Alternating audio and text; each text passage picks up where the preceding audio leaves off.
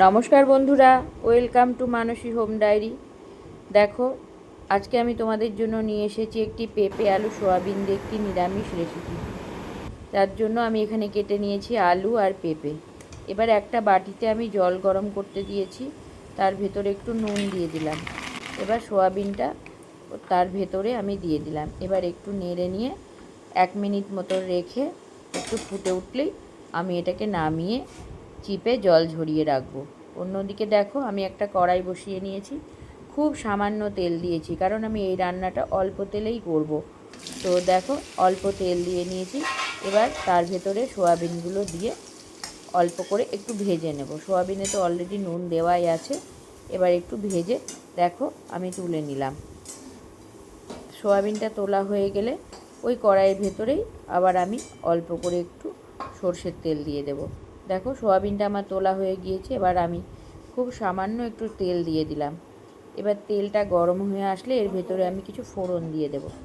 দেখো, ফোড়নে আমি দিচ্ছি 5 ফোড়ন আর একটা শুকনো লঙ্কা আর একটা তেজপাতা। আর যেহেতু নিরামিষ রান্না, সেই যেহেতু একটু হিং আমি এখানে ফোড়নে দিয়ে দিলাম। হিং দিলে ফ্লেভারটা একটু ভালো আসে, সেই জন্য। এবার একটু নেড়ে নিয়ে এর ভেতরে আমি দিয়ে দেব ডুমো করে কেটে রাখা পেঁপেটা। পেঁপে আমি অল্প নিয়েছি, আলু বেশি নিয়েছি।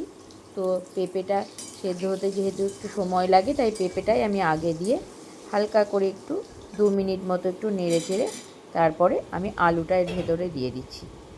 এবার আলুটা বেশ কিছুক্ষণ ধরে নাড়াচাড়া করতে করতে যখন একটু কালার হয়ে ধরে যাবে, একটু লালচে হয়ে আসবে, দেখো মোটামুটি আমার আলুটার পেঁপেটা একটু লালচে হয়ে গিয়েছে।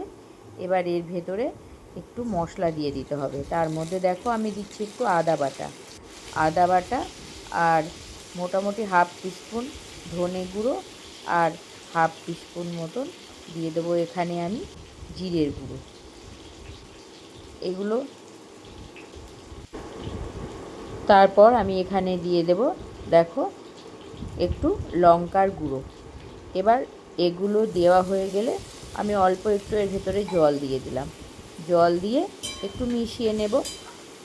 মিশিয়ে নিয়ে এবার এর ভেতরে আমি দিয়ে দেব হলুদ গুঁড়ো আর পরিমাণ মতো লবণ। এবার এগুলো দিয়ে ভালো করে আবার মিশিয়ে নিয়ে আমি এটাকে ঢাকা দিয়ে দেবো। আর অল্প একটু চিনিও আমি অবশ্যই এতে দিলাম। তো এবার এটাকে ভালো করে মিশিয়ে নেব। নিয়ে আমি একটা টমেটো কেটে রেখেছিলাম ছোট্ট, সেই টমেটোটা দিয়ে দিলাম। টমেটোটা দিয়ে দেওয়ার পর ভালো করে মিশিয়ে নিয়ে এটাকে ঢাকা দিয়ে দেব। এটাকে ঢাকা দিলে কি হবে, সবজিগুলোও আমার সেদ্ধ হয়ে যাবে আর ঝোলটাও টেনে আসবে। জলটাও টেনে আসলে তখন এটাকে আমি কষিয়ে নেব। দেখো, আমি এবার ঢাকা খুলে দিয়েছি মিনিট 5 পর এসে। এবার দেখো জলটাও অনেকটা টেনে গিয়েছে আর মশলাটাও বেশ ভাজা ভাজা হয়ে এসেছে। এবার এটাকে আমি একটুক্ষণ ধরে কষাবো। কষিয়ে ভেজে রাখা সোয়াবিনটা এর ভেতরে দিয়ে দেব। দেখো, ভেজে রাখা সোয়াবিনটা এবার আমি দিয়ে দিলাম। এবার সোয়াবিনটা দিয়ে 2-3 মিনিট মতন একটু কষিয়ে নেব।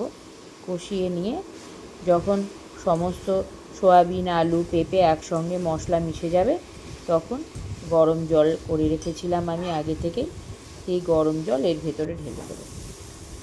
গরম জলটা সবসময় দেওয়ার চেষ্টা করবে, গরম জল দিলে স্বাদটা ভালো হয়। এবার আমি গরম জল দিয়ে আর একটু ভালো করে মিশিয়ে নিলাম।